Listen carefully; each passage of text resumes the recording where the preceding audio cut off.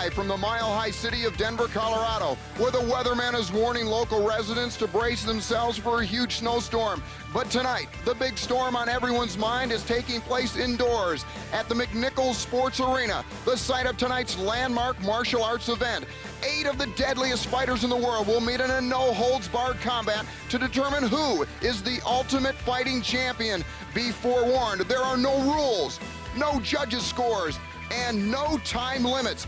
Testing themselves in bare-knuckle combat this evening, you'll witness Royce Gracie, Brazilian and world light heavyweight jiu-jitsu champion. Patrick Smith, 1993 Sabaki Challenge heavyweight champion in Taekwondo. Art Jimerson, IBF North American Cruiser Boxing Champion. Gerard Jurdeau, World Heavyweight Savate Champion. Zane Frazier, the WKF Super Heavyweight Kempo Champion. Ken Shamrock, the #1 ranked shoot fighter in Japan. Tylee Tooley, 3 years pro sumo champion of the Japanese professional circuit. And Kevin Rozier, WKA and ISKA Super Heavyweight Kickboxing Champion. 8 street tough warriors wage combat in a battle where anything can happen and probably will. Hello, ladies and gentlemen. You are about to see something that you have never seen before, the Ultimate Fighting Challenge. Hello, I'm Bill Wallace, and welcome to McNichols Arena in fabulous Denver, Colorado. Along with me is Jim Brown. I'd like to introduce you to what is called the Ultimate Fighting Challenge, to where they're having different fights, different types of disciplines: karate, judo, jiu-jitsu, savate, kickboxing, sumo wrestling, to where they have no holds barred, anything goes. Jim Brown, what do you think? Bill, I've been around the toughest fighters in the world: Muhammad Ali, Joe Frazier, Mike Tyson. I've been around the greatest NFL players, the tough guys, Dick Butkus, Sam Huff, all of those guys. But I'll tell you, they could not last in this ring. Would you do it? Would I do it? You mean when I was in my prime? Now. You doggone right I wouldn't do it. Oh, come on. Not a chance. Oh, it's not that hard. Just remember, all you have to do is climb over the ropes. These guys are experts in what they do. They've trained for years. They're champions. They know things that nobody knows. Oh. Along with me also, oh, now come on. Along with me also now is Kathy Long, 5-time world kickboxing champion. Kathy, what would be your strategy in here? I tell you, I would rely on speed, my speed. You're not very big now. No, that's true. I mean, if I were to do this, and if I were a guy much bigger, I think the best thing to do is go for something as quick as you can. How would you fight him, though? How would you fight him? Would you try to get inside? Would you stay away? Would you try to use the ropes or the chain link fence? Or would you just try to keep away and make the other person tired? Remember, we're a mile high up in the air. We are, but if I were fighting, I'm very used to being in good condition, so it doesn't matter to me. But on the other hand, it would depend greatly on who I was fighting first. Well, there's going to be a lot of grappling in the match. And also, I'd like to introduce you to Rod Machado. Tell us a little about the grappling that will happen. You bet, Bill. Bill, you didn't ask me what my strategy would be for the fight, but if I may share that with you, it would be to get out of the ring as quick as I possibly could. Bill, the grappling is a very, very interesting art, and I think what you're going to see tonight is quite a few of these fights go to the ground.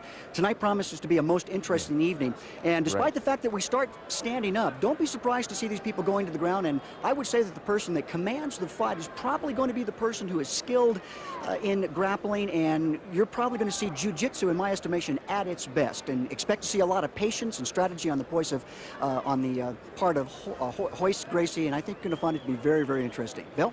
Well, as you notice, the ring is a little bit different than a normal boxing ring. It's more like a pit. In the ring now is Brian Kilmore. Brian, what do you think about? Well, I'll tell you what, Bill. You talk about an original event. If you want to know reasons, if you want to know why it's such an original event, look no further than this ring. It's not a ring at all. It's an octagon, 8 sides, got a fence here, a little bit of give, no rings. You got some padding, and you got a mat. And you want to get a shot of this mat. It's kind of soft. The boxers are talking about it could be a little bit of a slow service. This is what I'm talking about. It's got a little bit of give. It's going to be fun. It's going to be exciting. Only 2 ways out, and not until this thing is over. Tell you what, Bill, take it away. This ring is something else. I'm going to get out of here before it starts. Well, let's look at the chart and see exactly who's fighting and the systems they'll be fighting with. The first fight will be Gerard Jurdeau against Taylor Tooley. Now we have a sumo wrestler against a savate player. The thing about Gerard is he also knows Muay Thai, which is a lot of very dangerous leg kicks. Taylor is 410 pounds. The second fight is Kevin Rozier against Zane Frazier. These two guys are both very, very experienced kickboxers. The third fight will be Royce Gracie, who is a jiu-jitsu expert, world champion, against Art Jimerson, who is a boxing person, ranked 10th in the world, IBF. The fourth fight will be Ken Shamrock, who is a shoot fighting, also does some wrestling, also does some taekwondo movements, against Patrick Smith, taekwondo practitioner, winner of the Sabaki Challenge here this last year, also Robitaille. The first match will be Gerard Jardot against Talia Tuli.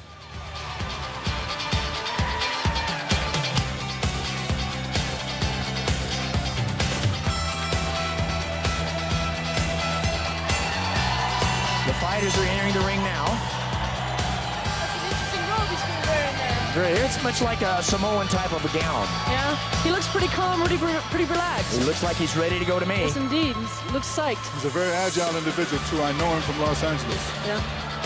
One of the Pouillard brothers. There's a land, we know what happens in Los Angeles. Oh, yes.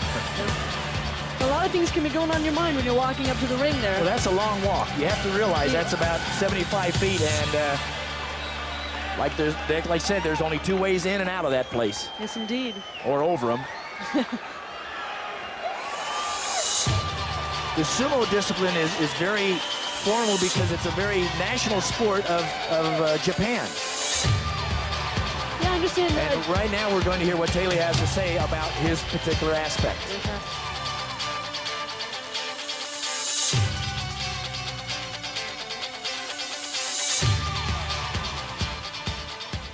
My name is Taylor Tuli Wiley from Laie, Hawaii.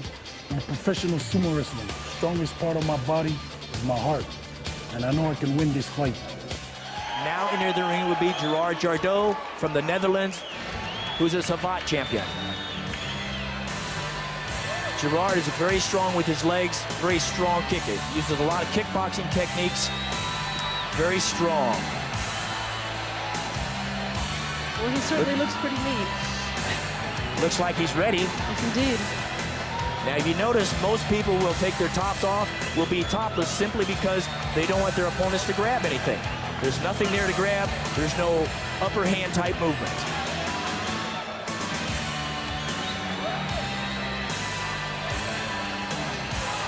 We spoke to Gerard earlier about his strategy.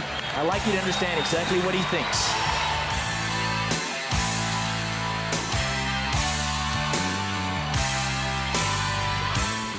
Hello, I'm Gerard Jardot. I'm a fighter of Holland and my discipline is Savate. It's a French boxing, same like kickboxing, only without knees. I hope that I win the tournament and I don't make mistakes. Now to our ring announcer. Ladies and gentlemen, please welcome the contestants for the first match of tonight's Ultimate Fighting Championship. Fighting out of the red corner from the Netherlands at 6'5½", 216 pounds, the 1992 world champion French Savate boxer, holder of the European French Savate boxing champion title for 3 years in a row, the Dutch karate champion for 8 consecutive years with a record of 27-4, Gerard Jardot.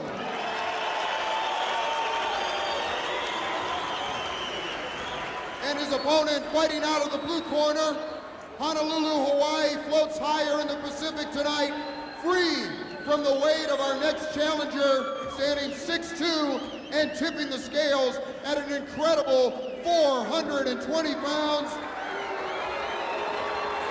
This 3-year veteran of the Makuuchi-Chita class of the Japanese Professional Sumo Association.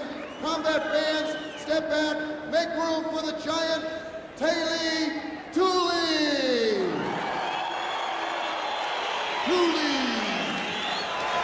I think it's about ready to start. I think I'd be pretty nervous if I were in there with somebody that large. Well, yeah, but also somebody that good with his feet and good with his hands also. Well, absolutely.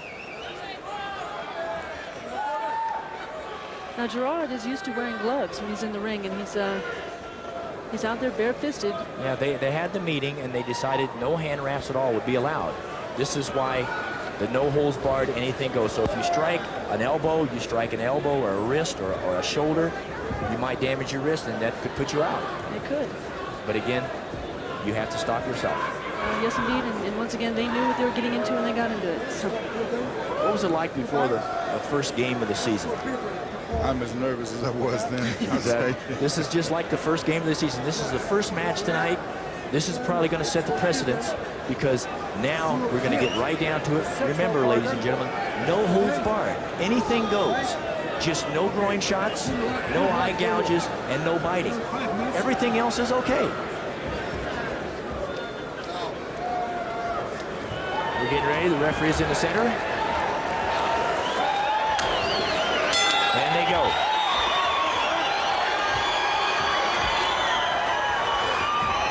I think there'll be a lot of stalking just to see what happens.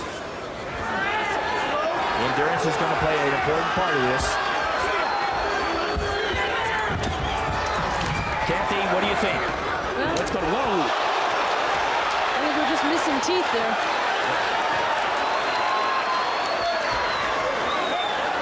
Gerard just caught him with a real good roundhouse kick to the face. Yeah, I think it's possible he may have a cut under his eye.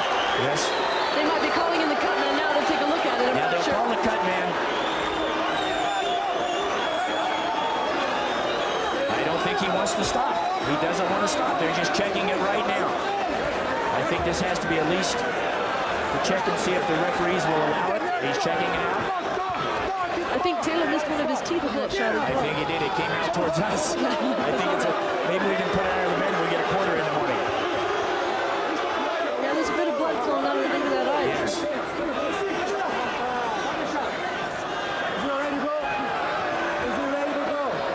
He should be ready to go. They should not be stopping it.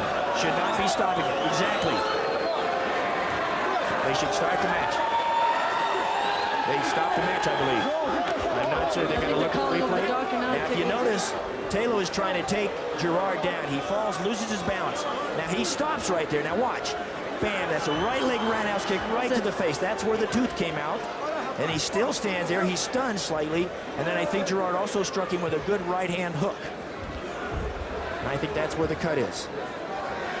I think the kick was below the eye. I think the punch was right on the eye. What do you think, Jim? I think it was totally in the face, and I mean... Well, it landed awesome. squarely. No Awesome. question about that. Tooth came out. Yes. Kathy, did you catch that too? No, I think it's under the table here. Oh, okay. Well, I'm going to find it later, and I get $1 for it. When I was little, you got a quarter. Is that from the tooth fairy? Oh, they start again. The match has been called. Gerard Jargeau is the winner. One more time. Now, if you notice, Tali is trying to force him into the corner to get him off balance and take him off his feet. Taylor loses his balance. Now he stops. They both hesitate, and now, bam, right in the face. That was right at the cheek. I think the punch was above the eye, or just below the eye, and cut him. The mistake there was not getting up quick enough. Exactly. He should have been up right away. Absolutely. But I know a lot about getting up. I'm not going to stay there. Yeah, he sat there. I think he sat there, like you said, entirely too long. He should not have sat there. I think the old rules are the match is broken up by the referee, and you get up and you start again. But I think that's what he thought. People have to realize that there's no holds. If you're down, you stay there. We are again. Okay, here we go. Now watch. There's a hesitation, and bam. See where the kick lands? Just below the cheek. Now that stuns Taylor. He turns back around and takes a right hook punch to the face. I think that's what did the cut. I'll tell you, there was a move when he was being charged, when he put his hands behind the head. Exactly. When you put your hand behind the head, push him away. It pushes you down. Exactly. Your own force works against you. Exactly, and that's 420 pounds going down. Absolutely. Our next match will be Zane Frazier from California against Kevin Rozier from New York. They're both very, very adept kickboxers, both tall, both very strong, both very good technicians. You have a Kempo stylist against basically a kickboxer that uses the boxing techniques along with the kicking techniques from Taekwondo from kicking.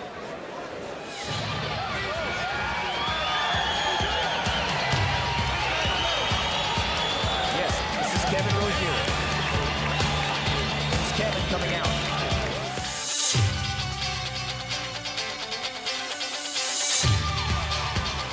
I am Kevin Rose. I'm the 5-time World Kickboxing Champ. I'm going to win this tournament. My best technique is an overhand right. I'm going to hit them. They're not going to get up because it's bare knuckle, bare rule, no rules. And I'm here to win.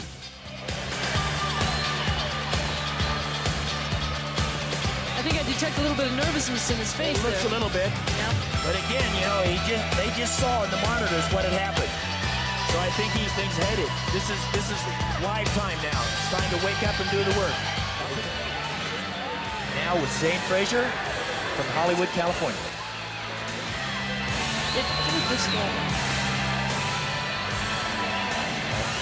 We spoke to Zane earlier on his feelings and his thoughts about the fights. Join us, okay?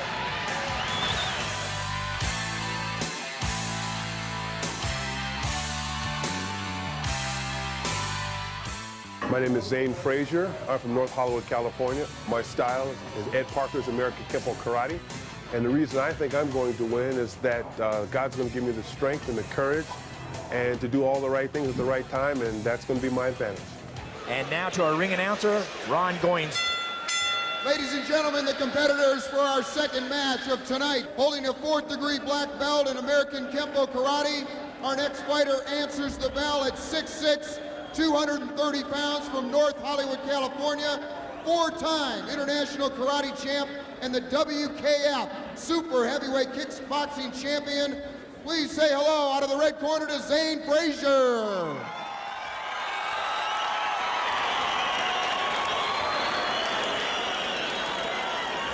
And his opponent at 6'4" and 265 pounds. He has an impressive record of 66-8, all 66 wins by KO.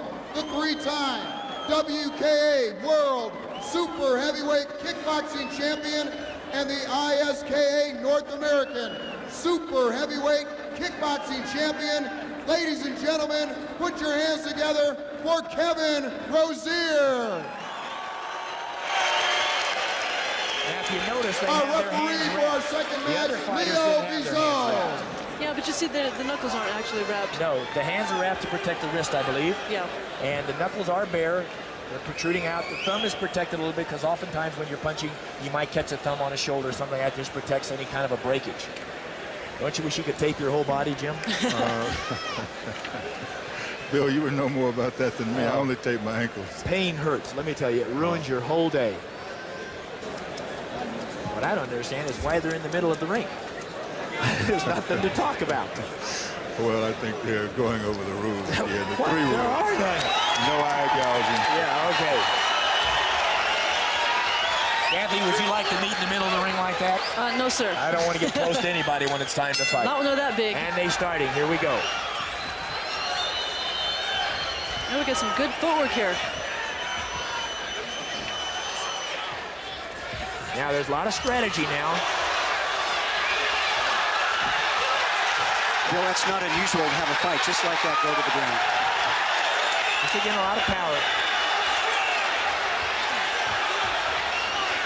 I don't think anything. Whoa, good right hand. Good right hand.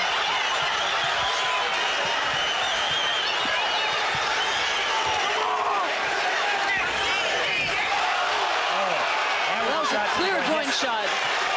And the referee doesn't seem to notice.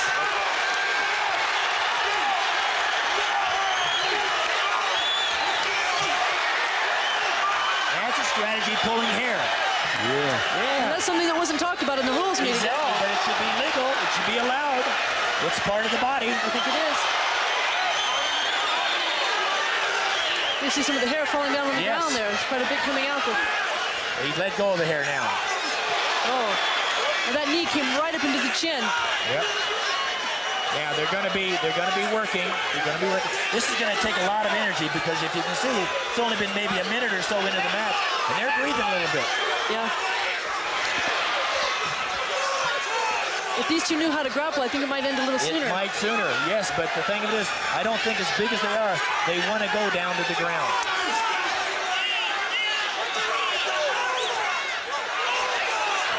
Now, Kevin is using a little bit of elbows. Now, if you look at their knuckles, they're getting a little red because they are hitting elbows. They are hitting bone.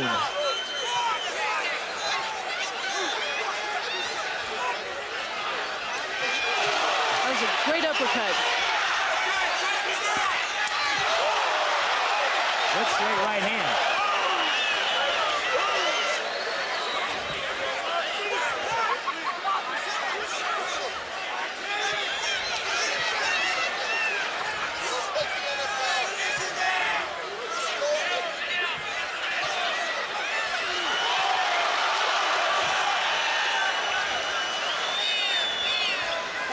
There's a little bit of strategy playing now. They got to rest a little bit. Oh, the fatigue factor is a major factor. Great knee to the solar plexus there. You see that? Zane looks like he's picking his shots.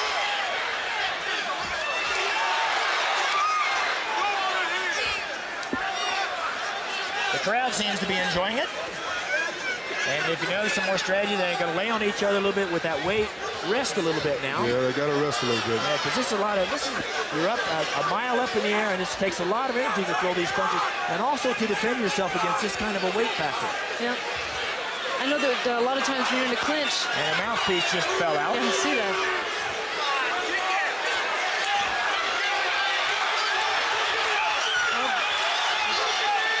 Got it down to the ground. I think they're both a little bit out of the league on this one. Choke, yeah.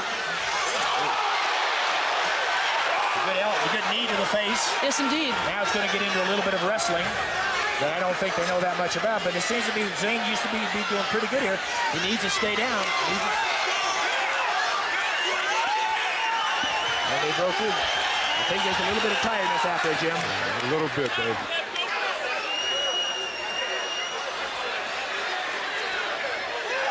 Jim, did you ever get this tired? I doubt it, because the combination of things that they're doing would make anyone really totally fatigued. Well, when you were playing, they didn't have a team in Denver, did they? No. Yeah. It's a little different playing here. Oh. So they get a lot of swelling. You imagine. Yeah, they're slow now. They're trying to set things up. Kevin here.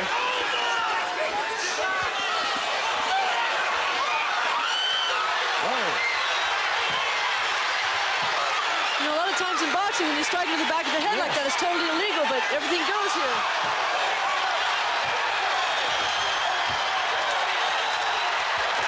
Okay, we're at the 2-minute rest here. Fatigue got him, baby. I think fatigue got to him. He went too hard, too soon, too often. Yep. Kevin took some punishment, though. Oh, he really Kevin did. took a lot of punishment. Really did. Okay, here we're going to see the replay now. Watch. Zane was doing all the power before. Now all of a sudden, Kevin comes back, catches some of those pummeling blows to the top of the head, forces Zane down. 4 or 5 or 6 punches. Now comes the stomping, and bam! I think when you tries to get up, and bam again. I think right about now the towel comes in. Yes. Yep. When you're striking in the back of the head like that, it can easily knock somebody out. If it kind of discombobulates you because you really don't know where you are, whether you're standing, where you're sitting, because it knocks you a little bit off balance. Jim, being hit in the back of the head when you were tackled, oftentimes you're like, where am I going? Am I going the wrong way? The main point is that fatigue struck in and he basically gave up. Exactly. Yeah, fatigue comes in. I want to rest. 5 minutes is a long time this first round. It really is. I'm telling you. Zane seems to be okay, just kind of sitting down and relaxing. I'm sure he's disconcerted also, Kevin, simply because he was doing so well. What's going through your mind after you got hit early on? What am I doing out of retirement? Yeah. What about the endurance, the 5 minutes? Did it really seem like 5 minutes? Could have been like a 30. Like an hour. It seemed like an hour. And when did you realize that you had him? About 10 seconds ago. 10 seconds ago. He was getting tired. He was getting tired. We saw he was getting tired. What did you expect going in? What do you expect now? Punch out. He punched out. What was your strategy? Let him hit me. And then how did it unfold? And then you realized, what were you shooting for? A 5-round bout? No, I don't know. I don't know. I'm really sorry. I'm not a great interviewer. We gotta get some rest. We gotta get some rest. We gotta get ice on him. Kevin, still got the sense of humor intact. Congratulations on the victory. We gotta get ice on him. Come on. There he is, the winner. Now back to Bill and Jim and Kathy. If you think what he just said, he said, I'll take the punishment. I'll make the guy get tired. I'll make Zane get tired. He'll get more tired than me. Then I'll come back and pummel him. Kevin is great at taking punishment. He took some. He didn't look that bad in the face either. It looked like he was almost finished himself a minute. Oh, he did. Well, at the time over here, when he was in this corner here, I thought he was in a lot of trouble. Kathy was saying, uh-oh, he's gone, he's gone. Kathy, I was very much impressed the way he came back. I'm very impressed also. I mean, his strategy, let the guy hit me, seemed to work out really well. Well, I might interject. I don't really think it was a matter of coming back. I really think that the fatigue set in, and when the fatigue set in, there was no defense. Exactly. Yeah. A lot of times, you can have all the heart in the world. We were talking about this earlier. When you have all the heart in the world, and you're sucking wind, all that power that you had is gone. All that speed that you had is gone. My greatest fear was fatigue. Oh, exactly. If I was in great shape, I feared no one, because the will is the ability to overcome the fatigue. The first thing you do when you went to training camp was run those laps. Oh, there's no doubt Make sure you about get it. yourself physically fit. Because in the fourth quarter, the same thing will happen in football that happened here. Exactly. Bill, you're going to see something interesting in the... Now watch this. Now Kevin is doing a lot of pummeling now. He hasn't really hit him solid yet, except on the top of the head. So he's not really going for the body. Zane is like, I think I want to take the day off. Yep. Because now he's, I think, right now, I think Kevin could have backed up and he would have just said, no, I'm just going to sit here. Because the stomp didn't really do that much, and I don't think this one does do that much either, because more of a push. But I think Zane was just too tired to do anything. Yeah. Well, over here, the mouthpiece came out. Right off the bat. He was getting hit just above the eyes. Yep. A lot of things went on when they were tied up together. Exactly. Now we have a chart of the semifinal matches. Let's see what it's going to look like. Okay, now this will be the first semifinal bout, which is Gerard Gardeau against Kevin Rozier. Now, remember Gerard, the kicking techniques that he used against Taylor. He's going to try these same things against Kevin, because you notice how tall Kevin is. He's going to try to take Kevin's legs out from underneath him. Kevin, again, is trying to put the pressure on Gerard to make him get tired. You have to realize Gerard didn't get tired. Royce Gracie, who is the world champion jiu-jitsu player, is entering the ring. He is the lightest combatant of everybody. Of all the 8 fighters, Royce is the lightest. I think he weighs 176. Now, Art Jemison is the number 10 ranked IBF light heavyweight in the world. Okay, Royce will be entering the ring right now. Royce Gracie will be entering the ring.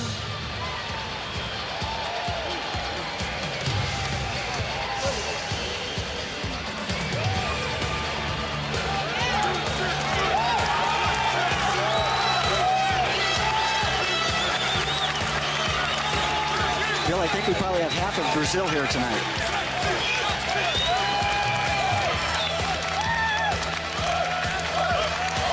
I would have to say that Royce certainly looks the most confident of everyone who's come in so far. Yes.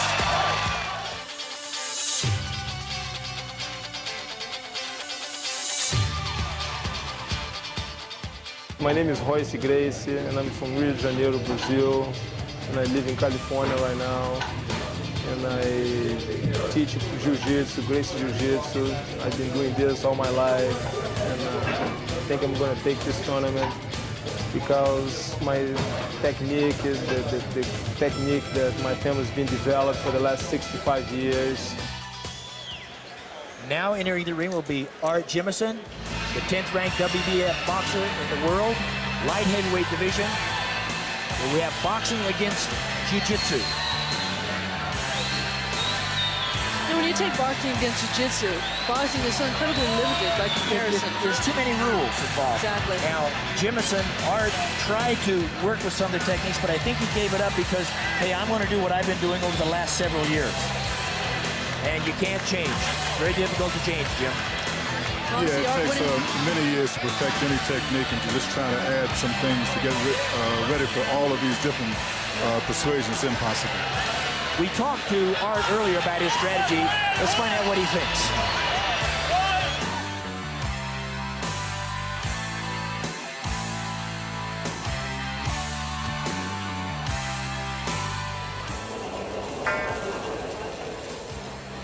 Hi, I'm Art Jemison from St. Louis, Missouri. I'm a professional boxer, and this is why I want to win. Being a fighter, I punch hard, I'm fast, and I'm quick. You can't hit what you can't see. And now to our ring announcer. Ladies and gentlemen, our third bout of the evening welcome your competitors. First, from the world of professional boxing, he's 5'11" and 195 pounds, hailing from St. Louis, Missouri. His home and a professional record of 29-5, 20 by knockout, the IBF North American Cruiserweight Boxing Champion, fighting out of the blue corner, King Arthur Jimerson.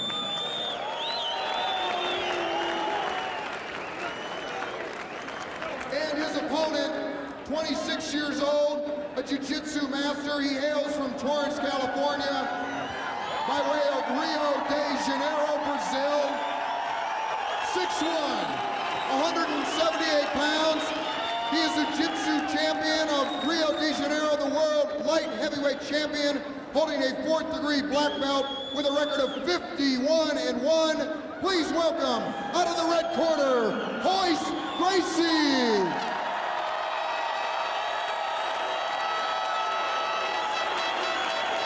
And your referee, Jerome Alberto Berto.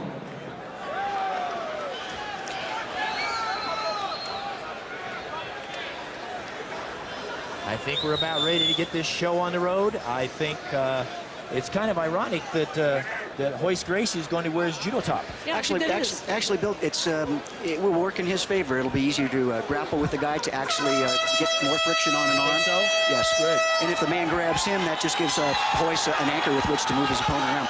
But watch Royce, though. I think you're going to see the clinch is extremely important in jiu-jitsu, and watch his Royce front leg as he uses, I think, a low side kick here to get his opponent to lower his guard, and then he's going to clinch. You're going to see an excellent there, just like that. A couple of those, Bill, I tell you what, that's... It's much like a Muay Thai kick, but it's like a self-defense movement that a self-defense person will use against a street attack. Very, very much so. He can keep his opponent at bay, and he can also get his opponent to be real wary of that kick. You get hit once or twice in the knee there. That really hurts. Art's thinking about it already. You can see him. He's in and out. Yes. Watch Royce. Royce now commands his opponent. He's getting him to move back a little bit and on command, and you're going to see a clinch here, I suspect, anytime real soon. That's what Royce's strategy is right now. As the Brazilians always say, if you have a good clinch, you have good jiu-jitsu. I think there's a little bit too much strategy. They're going to have to do something pretty soon, because I think Art is a little bit worried here. There it is. There it is. And he's on the ground. Now we're watching Royce take the mount position. And that's exactly where the jiu-jitsu man wants to be. He's on top. This is not a good place a little headbutt to the face for Art. To work a little bit of headbutt. Look at those legs. Bill, look at those legs right there. Royce's legs in back of wrapper.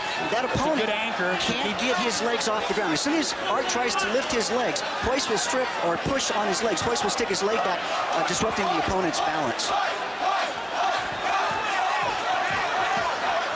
And Royce, he's got an excellent base, one of the fundamental positions in Gracie Jiu-Jitsu right now.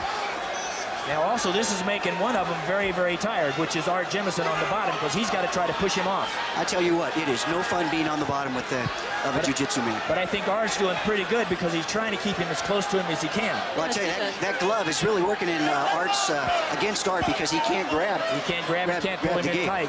You bet. If I were him, perhaps he might think about taking that thing off right now. Take a break and take it off. Well, he just bowed out. He just tapped out. He just tapped out. Did he? Oh, the towel just got thrown in as well. That's amazing. It doesn't take much. It is just a frightening experience, Bill, to have somebody up on top of you. To be able to choke somebody out there quickly. You bet. It happens that quickly. I don't think Art was hurt at all. I think he was just frustrated. You can't breathe. You can't breathe in there. You can't move. Bill, it's a primal instinct. There was not a punch thrown. That's right. That's exactly correct. Not a punch thrown. You're going to see that is Royce's strategy probably through most of the fight. Jim, what do you think? Well, we talked about this before, and you said that this was going to happen. Yeah, well, see, the boxer is so used to so many rules that he can't do what he wants to do. Sure, he would like to kick him back, but he's wearing boxing shoes. Exactly. He'd like to grab him, but he's wearing a pair of boxing gloves. Well, he doesn't know how to headbutt him unless it's in close. Exactly. And if he gets in close, Royce is going to take him down. Exactly. And how can a boxer chamber a punch on the ground like that? His punches are effectively neutralized. Royce Gracie! I think that's something everyone was expecting to happen. See, I think also what the crowd understands also, they don't understand the movement. All they saw was Royce on top of this guy. Right. Yes. Royce on top, and all of a sudden the guy goes, no, I quit. Yes, they didn't even see the tap.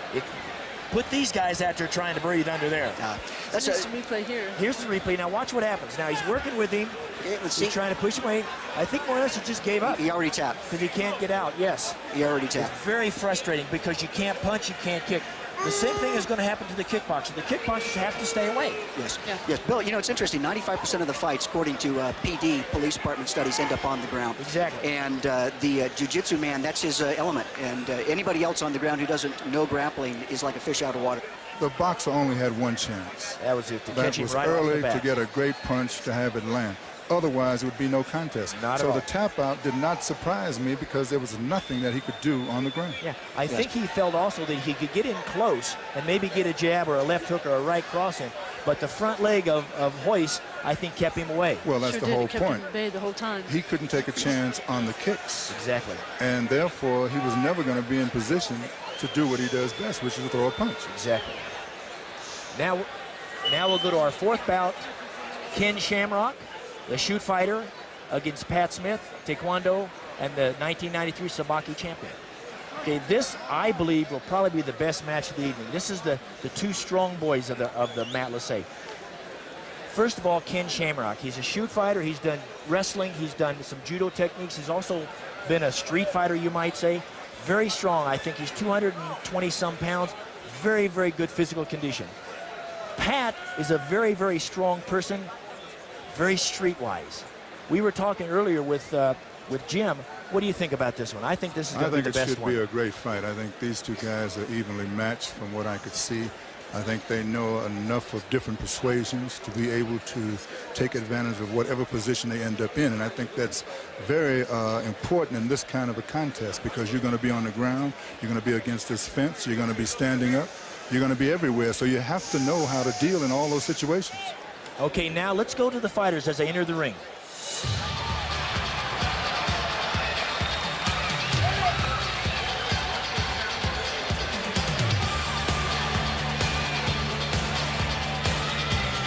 Okay. Entering the ring is Ken Shamrock. Looks very determined, very strong. This is, I would say, the strongest combatant in the ring today. Very strong, very agile, very good techniques. Remember, he likes the groundwork also. Rod, if you understand, he also works the ground. Yes, well, he certainly will have an element that probably be to his own, Bill. He's certainly one of the more well-rounded fighters as far as the different styles that he does. This should be very interesting. Let's find out what Ken thinks about the fight tonight.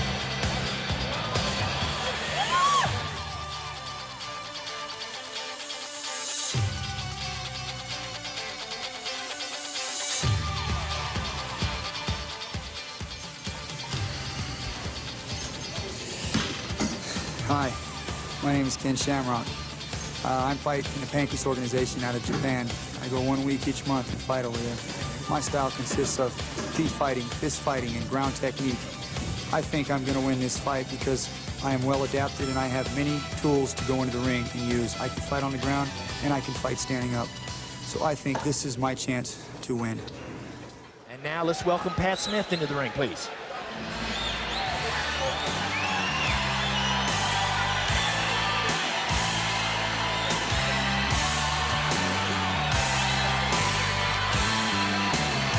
There's quite a few people with him. He looks like he's kind of looking forward to this. Jim? Well, I think he is.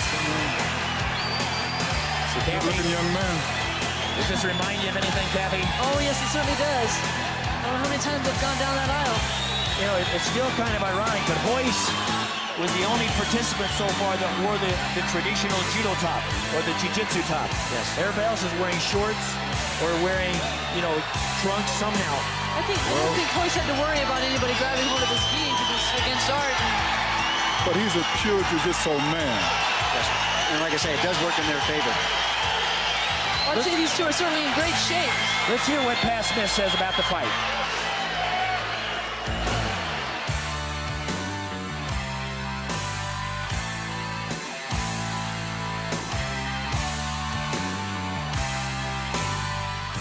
My name is Patrick Smith from Aurora, Colorado.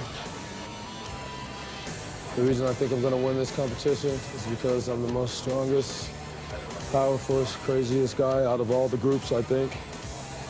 With my leg kicking, mean, powerful elbows and headbutts, and choking and grappling fighting, and the resistance of feeling pain is what's going to make me come out to be the ultimate champion.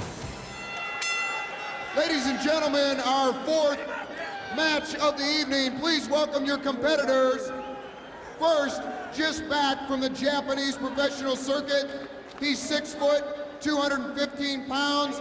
He wrestles in the Japanese Pancrase Association, the #1 ranked shoot fighter with a professional record of 24, 3, and 2. Please welcome out of the blue corner, Ken Wayne Shamrock.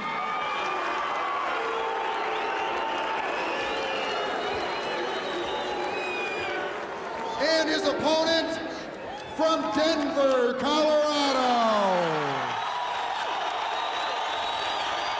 6'2", 217 pounds, 3rd degree black belt, #7 ranked super heavyweight kickboxer, and the 1993 Sabaki Challenge heavyweight champion. An astounding record of 250-0. Please welcome Patrick Smith. Interesting to see wearing Thai boxing shorts. Yes, Pat is wearing Thai boxing shorts. I think Ken is wearing the very simple swimming trunks just so you can't grab anything. That's probably a good idea. And he looks pretty good in his swimming trunks, too. I have to admit, he looks pretty fantastic. All the muscles in the stomach. Well, I guess he's not going to be throwing too many punches to the stomach, huh? I don't think so.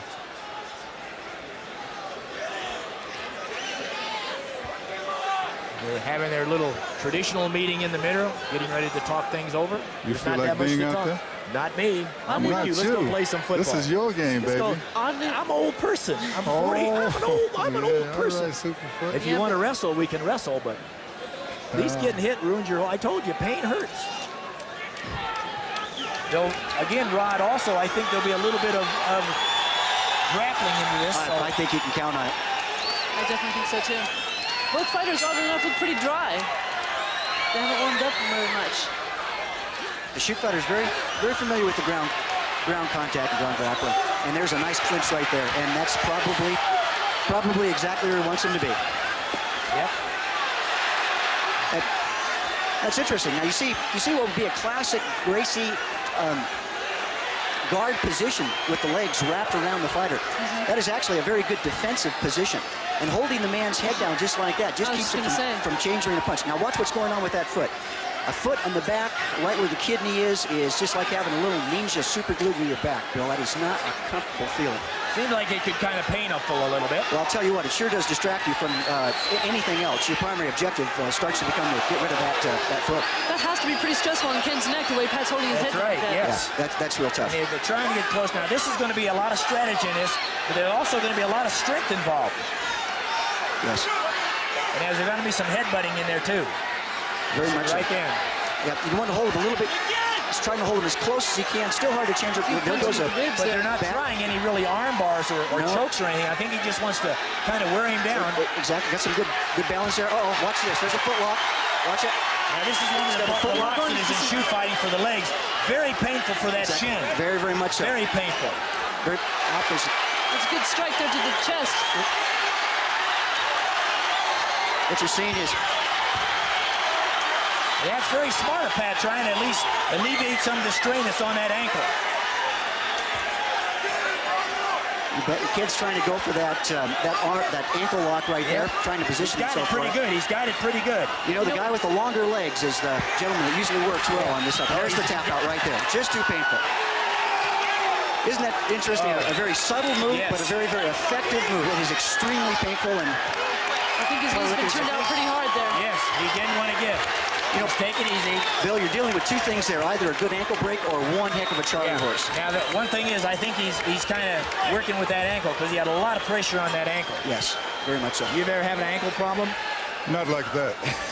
That was definitely real. The pain was there. The man could not take it. It just it just goes right to the heart of that ankle. It's I can't believe they still want to fight. Look at after all this, they're still going after each other. This is where the heart comes in. Nobody wants to give, but sometimes the pain is so much. Bill, you know, that's so true. Nobody wants to lose to a footlock. There's no glory in that. But it's still very painful, and you got it. And if it hurts, it hurts. Yes. You have to quit. Once the pain goes away, come on, let's keep going. Yes. You know, it's funny because Pat was saying earlier that he's pretty much oblivious to all pain.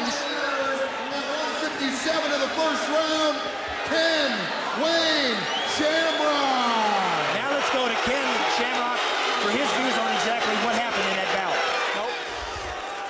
How is this like the bouts you do in Japan each and every month? Easier. Why? Because he doesn't know how to do any submission. Now, I see a cut on your head. Does that mean that he was using eye gouges? No, he kicked me in the head. He kicked you in the head? Yeah. All right. Now, what was your strategy going in right now? Could have been anyone? Yeah. So now, talk about endurance. Talk about the ring. How did it work for you? Great. Why? I don't know. Anywhere I can fight. He came in the ring, and he was staring you down. He came right over to you. What was going through your mind? All right, buddy, you got yours coming. Yeah? How important is that beginning, the psych out before? When you did not back down, what did that do for the win? I don't think it's psych or anything about psyching out. It's all about bringing confidence in yourself. Yeah. I ain't afraid of that man across from me. What do you have coming up? What are you thinking about now? Thinking about my next fight. All right. Congratulations, Ken. Good luck the rest of the way. All right, there he is, a very happy man. Now back to Bill at the booth. Bill, I got to tell you, he certainly is out for business. Well, you know, they were both very, very aggressive at the start of it. Here's the replay. Now, watch that ankle. Watch what he does with that arm around that ankle. There's a lot of strain on that. Now, look at Pat. Pat's trying to use that heel of his left foot to cause a little bit of damage so he can't get that ankle. Watch the ankle now. Now he's going to get it. There's Ken's Look move under right there. There's Ken's move right there. That's exactly what he wants. Right on the ankle. Right on the ankle. Now, too bad he couldn't bite, you know. Watch, there's Ken's foot coming over to position his opponent, so his opponent can't move. Yeah. Right on the groin, and now he starts working the ankle to stretch it. And you're seeing some still trying to get free. Oh yes, yeah. It's such a helpless feeling in that position. Now, I got to tell you, Rod, Ken weighs a whole lot more than Royce does. And Royce, how do you think that's going to match? They both seem to be pretty well matched as for the grappling. Kathy, I got to tell you, if I didn't have some practical experience in grappling, I would say weight makes a difference, but it absolutely does not. It doesn't make any difference whatsoever. It's amazing what a good jiu-jitsu man can do, or for that matter, a good shoot fighter can do if they position themselves to immobilize their opponent. A good base, it's most interesting. That is going to be quite an interesting fight. We have something shaping up, no doubt about it. Yeah, I think it is. Now, neither one of these fights lasted very long, so I think endurance is going to be very important. If you notice, Ken was breathing just a little bit. Royce left the ring, went right back to the room to relax. Yes. So that's very smart. Conserve your energy as much as possible. Right. Now let's look at the chart now and see who's going to be in the semifinal bout. Here we have Gerard Gordeau against Kevin Rozier. Now, they've both seen what happens out here. They both were out here. They were both winners. Gerard has to get out of here and get done early. Kevin has to come up here, take less punishment, and try to come out on top. Jim, what do you think? I'm smiling. I know you are. That's why I'm asking. I see two guys that I think are going to end up fighting each other. I think so, too. And it's not either one of these. Well, you know, the thing of it is, I think you're talking about what's going to happen here, but the problem is, I think the best fight of the night is the one coming up in the second semifinal. Royce, who's a great ground fighter. Ken Shamrock, who showed us that he's also a fantastic ground fighter. Now we have to talk about the hand techniques. That's right. We have to talk about the hand techniques that are involved, the kicking techniques that are involved. Now it comes the whole conglomerate. Unfortunately, they have to meet at that time, right? Exactly. That's right. The unfortunate part about the ground fighting is it's not as dramatic. Well, it's not, because people, they can't see. Yes. You know, we can see the joint lock. We can see the ankle that's being turned every which way but the right way. Yes. And we can see the looks on the people's face. All these people see is, hey, what's he laying there for? Yeah, why is this guy on top of him? Yeah, why isn't he getting off? because it hurts a whole lot. Man, there's such a great deal of strategy going on there, positioning and mounting and weight positioning and looking for the next move. Very much like a chess game on the ground. But I think we also have a dark horse in Gerard Gordeau, simply because he knows how to use leg kicks. He's not worried about Royce's leg kicks. He's not worried about Kevin Rozier's coming in because he's quicker, has the leg kicks that takes Kevin's legs out, maybe. Kevin has to come back here. I think this first match is going to be a very good match also. Well, I think so. I was talking to Royce, about Royce a couple of hours before the fight, and I think Gordeau was one that he was most concerned. Yeah, because, I mean, he's got the experience. If you look at Gerard's face, he's been hit a couple times, so, you know, he's nothing new to this sport. You bet. That's absolutely correct. And we certainly saw what happens if a person goes down and doesn't guard themselves. Exactly. And he took advantage of that right away. Oh, the thing of it is, they're going to move. He's going to use the leg kicks, I believe. There's a lot of weight on Kevin standing on those legs. He's 300 pounds. You start pounding on those knees, we know what that's like in football. Well, I think Kevin is not really in great shape also. No, I think he's just trying to win the first match, maybe get through this one a little bit, and whatever, because, I mean, he was sucking some wind. But I think this audience has a lot of respect for the grappling, because I think most people that's ever been in a fight have been on the ground. And you know how exhausting it is and how you can be choked up. Absolutely. A large percentage of fights anywhere end up on the ground. I think Gerard is entering the ring. I think someone else is being escorted out. I think yes.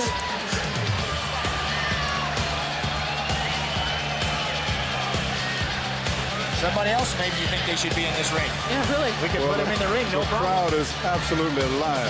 Yes, here comes Gerard now into the ring. Now, he's seen the other fighters fight, so he understands what he's going to have to do. He understands that Kevin took some punishment, so he's going to come back and, you know, that's on his mind. You have to realize, too, that Gerard did not get tired either. That's right. Kevin is the only one that got tired so far. Kathy, but what happens to a fighter on a multiple fight scenario like this? Does their motivation change at all? Do they become more weary on the second match? I would have to say that it does. Yes, you do become a little more. You tend to relax when you're sitting there, even though you know you've got a next fight coming up. And it's very hard to keep the concentration going, especially when you have a big break like this. Okay, now in the ring, let's introduce Kevin Rozier. He's coming into the ring now, 300 and some pounds, against Gerard Gordeau.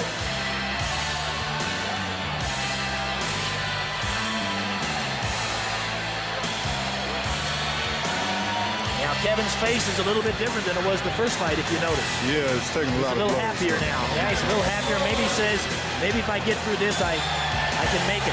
Yeah, maybe a little happier, but also a little more beat up. I just get to go home. Yeah, that's what I was thinking about. He takes some punishment. Yes. He's got to do it quick.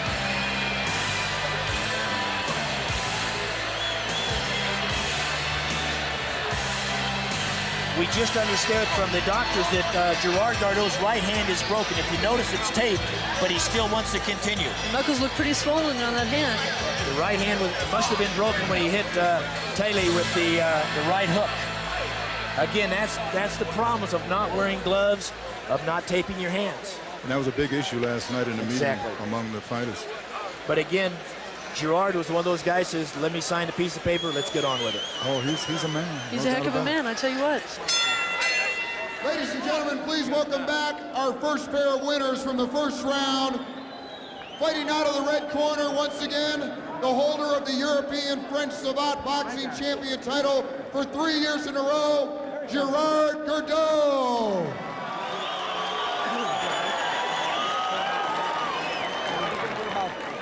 And fighting out of the blue corner, his competitor, 6'4", 265 pounds, from Buffalo, New York, Kevin Rozier.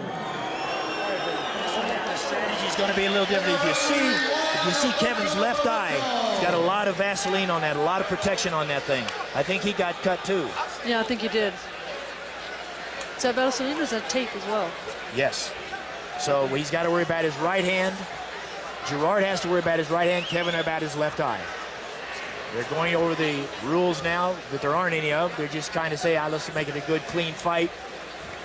And here we go. It's a nice handshake before they started it. That was very nice.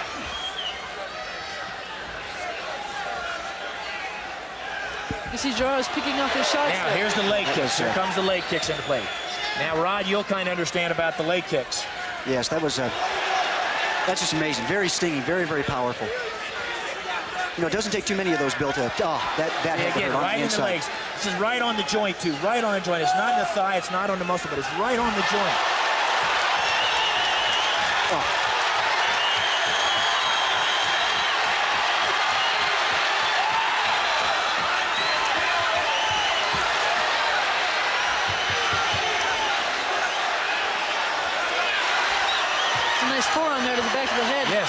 you notice Gerard's backing off a little bit just to see where there's an opening. Yeah. Nice elbow to the head. Kevin seems to be covering up fairly well. Yeah. Oh, there's a stomp to the ribs there. That was really painful. Oh. And the towel goes in. The fight's over. The fight is over. I wouldn't be surprised if those ribs were broken there. It's a pretty good stomp. That was a good stomp right to the ribs. I could feel the concussion all the way from here. And if you'll understand, see, if you have to understand, those people that were watching the fight now, you notice what Gerard did. He took the guy's principal weapon away, which is movement and weight coming towards him. Throws a couple kicks to the legs, makes him think about that. Throws a couple of hand techniques to the face. Watch now, boom, there's the punch. Beautiful right hand to the jaw there. Here he goes, now comes the roundhouse kick. Bam. Here we go again now. See, he's got to protect. At this point, he's just picking his shots. He's down, right. He backs up. He's in no hurry at all. You notice the bouts are quick. The bouts are very fast. They're very powerful. Here's a nice strong elbow. Now comes the stomp to the ribs. I'm actually surprised that the matches are as short as they are. I expected them to last a bit longer. I thought they would last a little bit longer too, because I thought strategy would come into play, much like a football game, because you run 3 plays and punt. It's kind of a long day. Yeah, but what happens is one individual is aggressive, so they put the pressure on another individual. Therefore, it's not going to be much strategy, because if you know how to take a guy down, you take him down. It seems that the kicks and taking someone to the canvas is much more important than just the punching. Exactly. Let's go to Brian now with the loser, Kevin. He seems like he's still in a great mood. All right, Kevin, it's unbelievable. 2 bouts within 45 minutes. What do you think now that you're back out of retirement? I don't know. I just want to get a regular fight, you know? If the ISK or WK or any of those so-called kickboxing organizations out there, I want to fight your super heavyweight champ. I'm out of retirement. It's the altitude. We're going to get the weight down. We're going to come back strong. Charlie Angel's managing me now. And I want to see all those super heavyweight fighters in the world. I'm coming after you. Now, Gerard had a broken hand. There was some talk. He had a broken hand. He had some trouble with it. How did that affect your strategy going in, knowing his hands were on his hand? I didn't know nothing about his hand. You know, it's the altitude, man. I trained 3 weeks for this tournament, and no excuses. I didn't have anything left. I don't know if you watched the first fight, but I kind of got a little tired there. Yeah, what do you think about the 5-minute rounds? The fights have been so short. Does that surprise you? No, not at all. I didn't think one fight would go with 5 minutes anyway. Not even the grappling. Yeah. You know. This altitude, yeah. Talk about the battle. I'll let him put his sweatshirt on real quick. Now, real Kevin, you have the best personality all week. You just got out of the ring, 2 bouts within 45 minutes. Explain to our viewers why you can smile. It's entertainment, you know. It's entertainment. I just want to, you know. I went out there. I trained 3 weeks for this. There's been a lot of tournaments like this that I've been offered to do back in my career. None of them went through. 3 weeks ago, I decided that this was going to go through. I started training 3 weeks ago. I lost 45 pounds, and yeah, I love to do it. You know, if I had enough energy, I'd go back there and do it again. You know, I'll fight one of the losers. Maybe we'll. We'd like to sell everybody in Buffalo. Yeah. I saw your family were real concerned when this was going on. Well, I got a lot of family here tonight. It's quite of an extensive story. We'll get into that another time. A lot of friends. A lot of friends, a lot of family. Everybody at Buffalo, Lenovo. Yeah, Buffalo, Death Row out of Las Vegas. Ultimate Fighting is going to continue.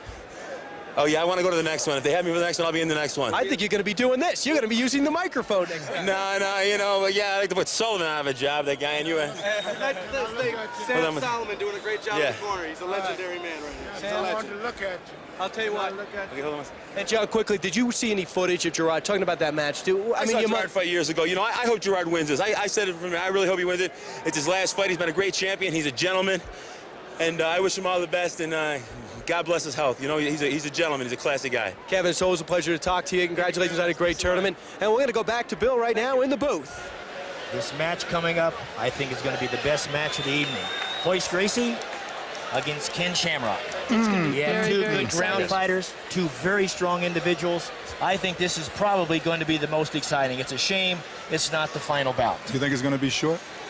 I don't think so. I think Ken is very, very strong, so I think he's going to be able, and he seemed to be in pretty good physical condition. Yes, I think it's going to be a strategy more than it's going to be kicking and punching and a lot of groundwork. You have to realize now that Ken is used to the front leg kicks of Royce. Right. And also Royce is used to the ground techniques, the grappling and the takedowns. of Ken. So I think we have some strategy now. Very much so. I think what you're going to see is a great deal of patience on Royce's part, and that's one thing that he's noted for. By the way, Bill, how many of the fighters, I'm curious, came in and trained early, considering that we're probably a mile up? I think everybody was here a week early. Is that right? A week That's early? not very long. Yeah. No, it isn't. Not very. Match coming up. Kathy, go ahead. I wouldn't be surprised if you see the clinch occur real quick. I think they'll be doing a lot of grabbing, a lot of holding, a lot of feigning, more or less, because they both have the front leg. They both have the ability to kick. Kathy, who is a very, very great kickboxer, who is a very, very good kicker, but still had some very good hands. Now you're going to think how maybe those kicking techniques can set up some grappling techniques, or maybe create the opening that you need for the what you might call the kaboomer. Yes, very, very much so. It'll be interesting to see if Royce wears his gi. I think he probably will wear it again. Really? Yes. Okay. Now for the match, Royce Gracie will be entering the ring now.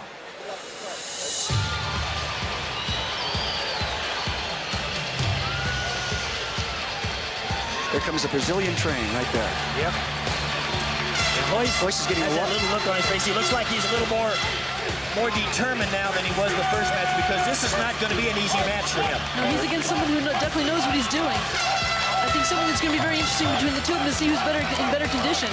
Now, will he continue to wear the obi? Will he continue to wear the gi? Yes, I'm sure he will. What's really interesting, I think Royce's strategy will be to let Kevin do as much as he let Ken do as much as he can to wear himself out, probably with the kicks and with the punches, but watch Royce. But if you remember, the first round, Ken didn't do very much. Ken just kind of moved around a bit and dropped in for a beautiful double leg takedown, as we call it in wrestling, and took him right off his feet. Now, Royce has to worry about that. Now for our second combatant, Ken Shamrock of California.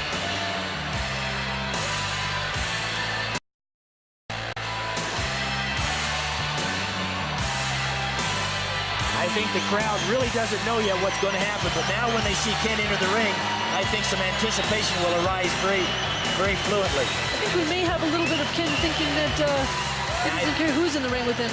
I also think Ken's going to be a little bit of boisterous when he enters the ring and walks across to visit Royce. Because you notice what entered the ring between Pat Smith and Ken. So I think what's going to happen is he's going to create a little bit of havoc. Are you ready for this, Jim? I'm absolutely ready for this one, Dave. I think this is going to be the best fight of the evening. Even if it's short. Exactly. But I'd like to see a little strategy myself. Well, I think there's going to be. Oh, yes, so you can count on it. I definitely think there's going to be some caution between the two of them before they get clinched. Well, I think when they meet in the middle of the ring, I think Ken's going to have a couple things to say to Royce. Royce, I'm sure, will be the gentleman like always, but I'm sure Ken will like to let him know what he thinks of him.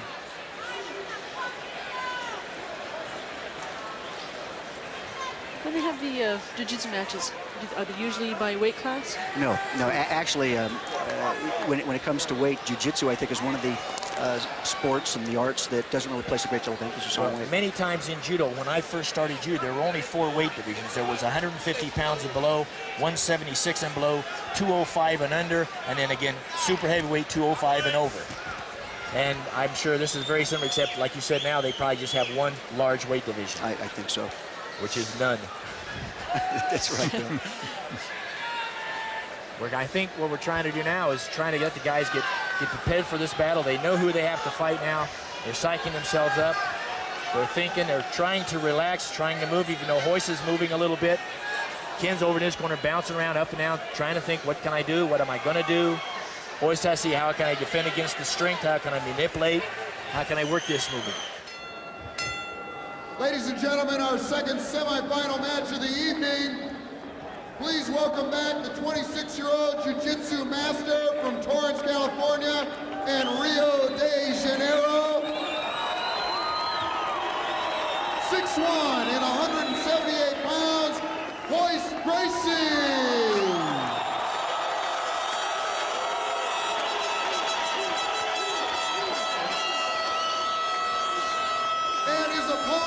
Semi-final match, just back from the Japanese professional circuit, the shoot fighter with a record of 24-3-2, Ken Wayne Shamrock. I think that's a lot of the Brazilian contingent not liking Ken Shamrock. Yeah. I don't blame them. I don't either. He's going to have a lot of movement going on.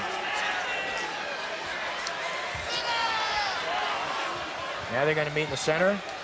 This is not Royce's encounter with first encounter with a shoot fighter, by the way. It's not? No, absolutely not. So Royce is very familiar with what Ken's going to do. Well, if you notice, the referee is kind of keeping them far away from each other. I think it's very intelligent. Premature fighting. Yes. Yeah. Very likely event here.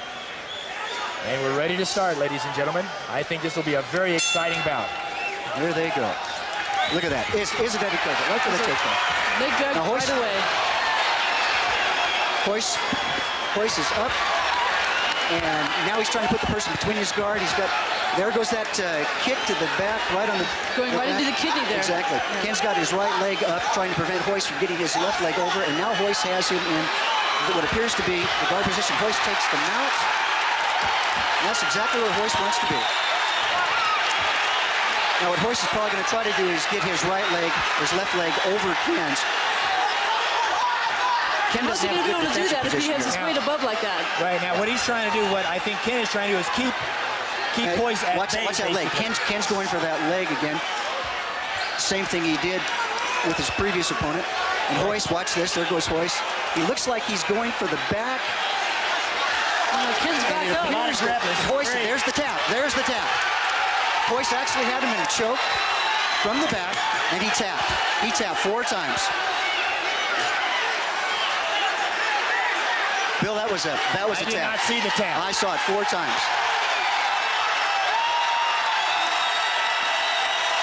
Now, from the angle that we were at, I didn't get to see what sort of hold he had on him, but that didn't last long. That's it. What happened? I don't know. What happened was from the back, I saw Ken tap 4 times. Royce had him on a cross-side mount and had the arm underneath his neck, and I couldn't see it from the back too well, but basically choked him out, Bill. Oh, yeah. Wow, that's fantastic. It's so hard to see sometimes, but that's the power of jiu-jitsu. There's some good sportsmanship going on here. They're shaking hands and giving each other a hug. That's great. That's wonderful. Referee didn't see it happen so fast. Just I couldn't believe it. I thought the here we go again. Much better. There's the replay. Watch Ken's left hand. There's Royce's left. There's 2, 3, and I thought 4. That's it. That's 4. And 5 taps. And Royce has his left hand over Ken's neck, and that's why he was tapping. And there's another view of it. And that is a good back choke. One of the fundamental strategies of Gracie Jiu-Jitsu. Oh, okay. Now I see the hand coming around. Yes. You bet. There it is. Yes. Very stealthy. Very stealthy. Japanese, it's Hadaka-jimi. From here, the hand, the throat is right in the bend of the wrist, and the strong right in here. Very good technique. Well, I tell you, it's not very glamorous, but it sure is extremely effective. Ken came very close to getting Royce in almost a what appeared to be a reverse. He got me in a chokehold. I was trying to go for a leg, and I forgot to guard my neck. Anyone for your neck? Yeah. So, and then you just couldn't breathe. Yeah. So, what was you thinking? What was you thinking going in? You know how tough the Gracies are. Oh yeah. I give them all the credit in the world. It's just one of those things, you know.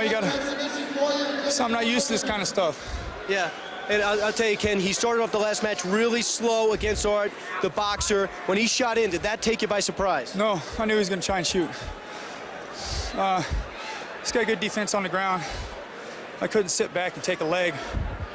So I was trying to work. I was thinking too much about getting a leg, not enough about worrying about my neck. It looked like you did have supremacy early on, and then suddenly it reversed like lightning. See, that's the way submission is. Have you ever fought someone jiu-jitsu before? No, first time. How would you prepare differently in retrospect? I think next time I would initiate. I'd shoot in, I'd take him down. I'd get to the side of him, maybe throw him or something. He picked his head up, and he was screaming to the referee something. What was he saying? I tapped the mat, and the referee didn't see it. So he said, referee's gonna let it go. But I tapped the mat, I'm not gonna lie. Otherwise, referee would have let it go. And he let go of his hold already. So it wouldn't have been fair for me to say, keep going. Yeah. He'd already let go of the hold. Tell you, Ken, you can count on one hand how many people would be able to get in the ring like that and be able to talk to me rationally after. What is it about your demeanor where you can turn it on and off like this? I don't know. I couldn't tell you. When I get in the ring, it's kind of everything changes. You also mentioned to me during the press conference you'd hope to meet him in the finals. Yes. Do you believe that you're the second best person here? I'm the third best person here today. Okay. John Milius is over there, big-time movie producer, thinks you got amazing potential. It'll be a lot safer. I like fighting. You gonna be back in Japan next month? Yeah, hopefully I won't do this again. I'll be a little more prepared for it next time, you know. Hopefully I'll give him a better fight, you know. I'm sorry that I didn't give him a good enough fight, you know. But that happens. I had a pretty, the first one I was banged up pretty good, so I had to come in again, but that's what this is all about. Ken, you know what? It's time to relax and have a good time and watch the finals. Thank you very much. It's been a pleasure. Now we're going to go back to the booth where the big guys are, all the champions. Now let's go see what the rematch of the thing, the replay, to see exactly what Royce did with Ken. The movement, again, he's trying to get around him. Ken gets around him once. And then, Rod, what do you see happening Ken's here? trying to roll to his knees here, but Royce is placing a lot of pressure, as you can see, on his left shoulder. And now he goes to his knees, but now look at that left hand of Royce. Yeah, it's right there. It's underneath, and I bet you it's grabbing the right gi. Here's where the gi comes in, Bill. It's grabbing the right gi lapel.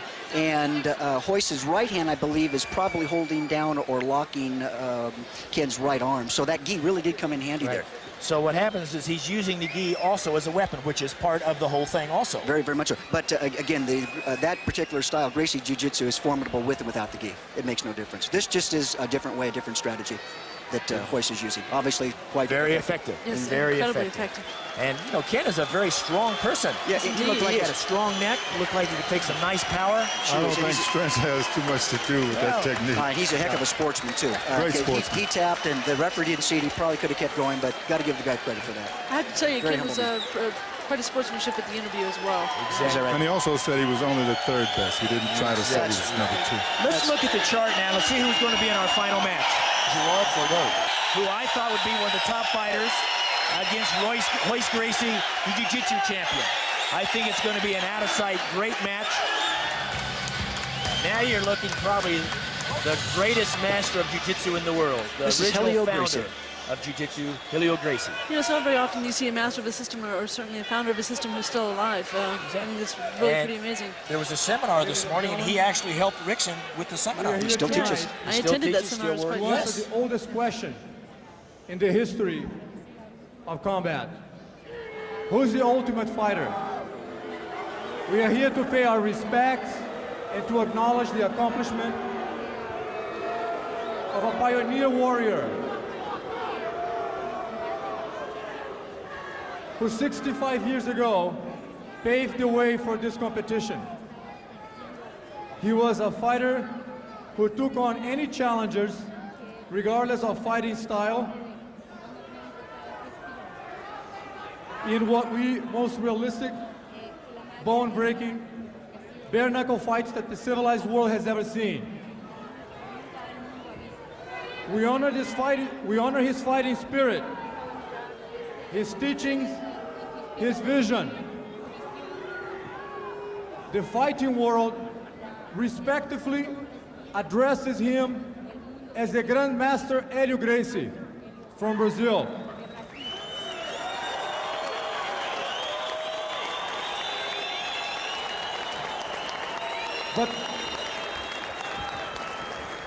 But my brothers and I are proud to call him father. Therefore, it's with much love and respect that I present this commemorative plaque to Helio Gracie, the first Ultimate Fighter.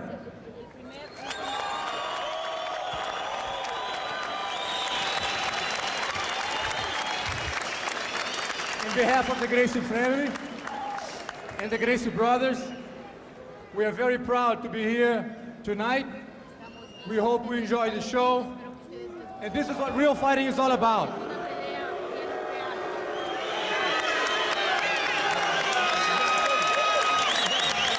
You know, I think...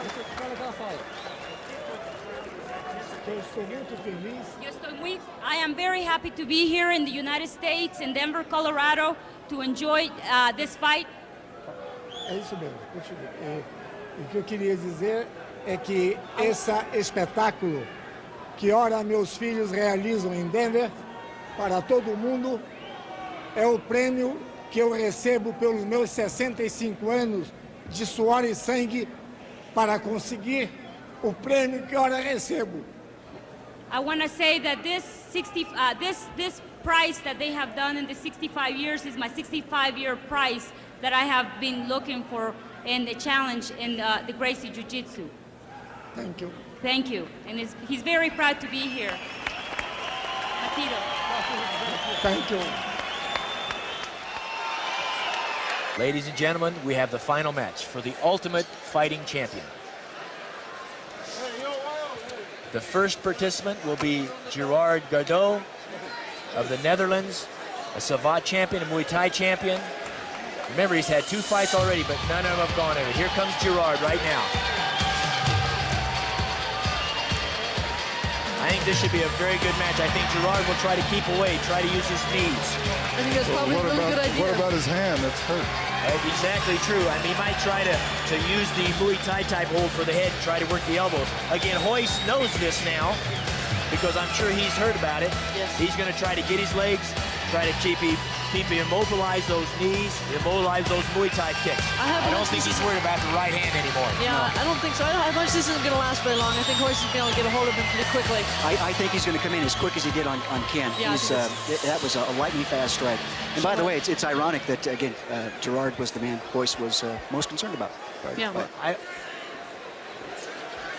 Okay, now we have the Jiu-Jitsu champion, Royce Gracie. He's entering the ring coming up. He's got to be full of confidence now because I thought that he whipped the best guy here. I think he made relatively short work of Ken Shamrock. Sure did. And, quite surprised by that. Kaz and I were both looking at Ken going, God, who's going to beat this guy? Really? And Jim says, wow, he's very strong, so I guess we're kind of up in the air, aren't we? He was not only strong, The point he was is, the takedowns have come very easy. Exactly. They're not prepared for the takedowns. When you're worried about getting punched in the face, when you're worried about getting kicked in the knees, or in the ribs, or in the face, you have to keep your hands up, which leaves your hands, which leave your knees very vulnerable. Yeah, I think Gerard's really concerned about Royce's takedown. I think you're going to see him do everything he can to keep from getting in those anaconda-like clinches. The most important thing I think that is for Gerard's sake is he's not going to have to worry about getting kneed. He's not going to worry about getting punched or kicked. That's very true. He's got to worry about the arm bars and the chokes. He's awfully limited, though. He's not going to be able to throw his right hand very well. Now to Ron Goins for our championship match. Ladies and gentlemen, we've come to the event of the evening you've been waiting for, the finals of the Ultimate Fighting Championship. One of these two men will walk away with $50,000. Please welcome our first competitor from Rio de Janeiro via Torrance, California, the world light heavyweight jiu-jitsu champion, a 4th degree black belt, Royce Gracie.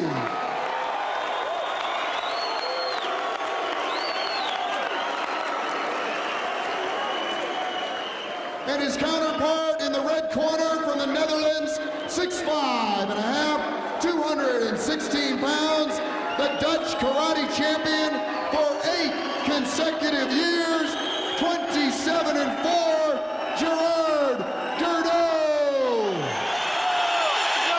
Gerard's tape is taped up quite a bit there. I wonder if something happened to it then. Well, a lot of times when he threw that roundhouse kicks to the legs and when he throws a roundhouse kick to the face, the tooth might have cut that foot. Yeah, he hit him flat with an instep, didn't he? Sure and did. the tooth might have cut, so he's looking at some serious type of infection after this if they don't get something on it quickly. Because the mouth is the dirtiest part of the human body. You wouldn't think so, but it is. Bill, I think you probably know more about this than anybody else. Don't watch it. Save me. I don't know what to do. You put it out there. Well, I mean, you're solo, Bill. By yourself, babe. It's been a wonderful day here in Denver. And it's just beginning. And it's just beginning because very good respect. Fantastic. I think we're ready now. This is the championship. This is for the Ultimate Fighting Champion.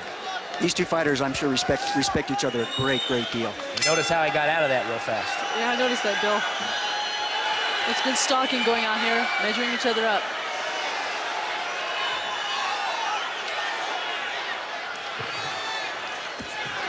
Exactly what I expected. Royce going in for the leg drag. Clinch, and that foot goes behind Gerard. He's trying to take him down, and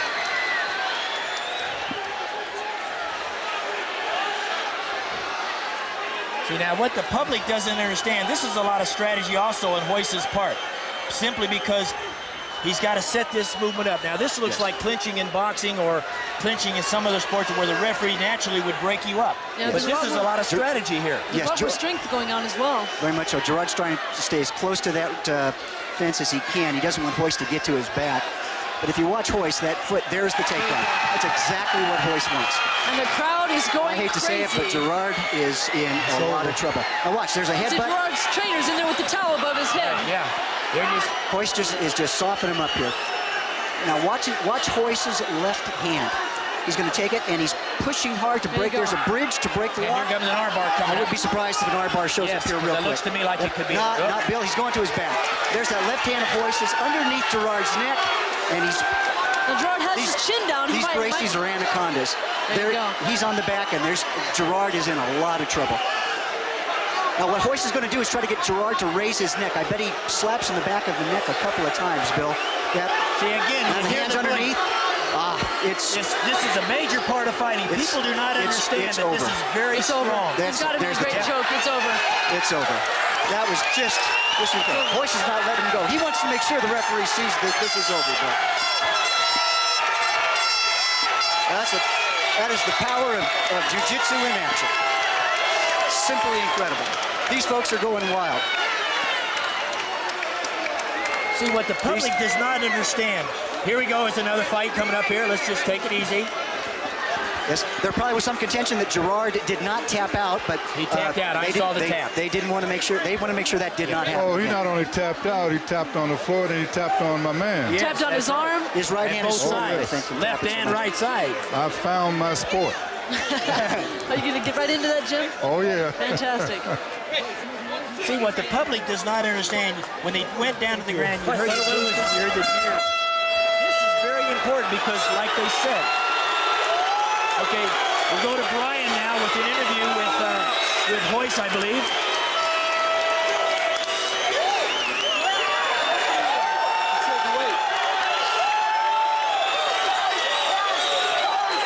It's hard not to be excited for Royce here. It's great. This is a big moment for him. I think Royce is actually the least excited. He doesn't seem to be smiling at all. I'm sure there was a lot on his mind the last couple of days. Fighting championship and $50,000 from Rio de Janeiro at 158 of the first round. Royce Gracie. Royce, you just heard it right now. You are the first ever and the Ultimate Fighting Champion. What's going through your mind right now? I thanks to my brother, my family for to teach me this and to give me the chance, the opportunity to go through this.